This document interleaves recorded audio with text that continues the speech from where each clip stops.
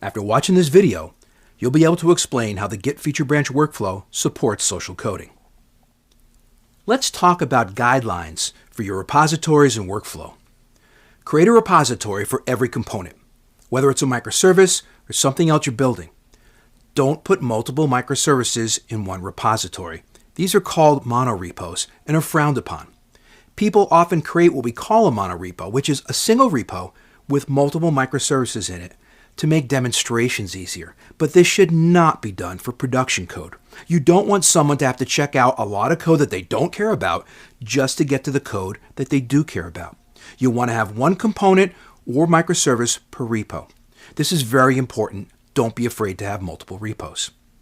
Create a new branch for every issue that you're working on. You don't want to have long-lived branches. I don't believe in having a development branch that all the work gets merged into and done. That's the old way of thinking. Branches are very lightweight in Git.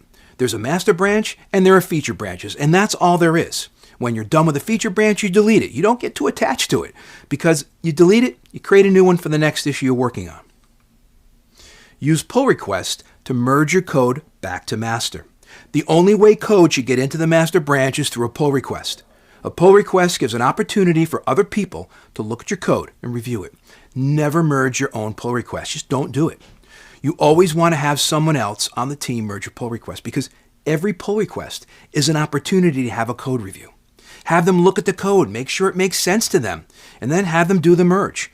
This way you get two sets of eyes on all the code that's going into the repository. We call this the Git Feature Branch Workflow, and here's how it works.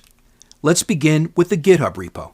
You create your new repository for your component, or if you're contributing to someone else's component, you fork an existing repository.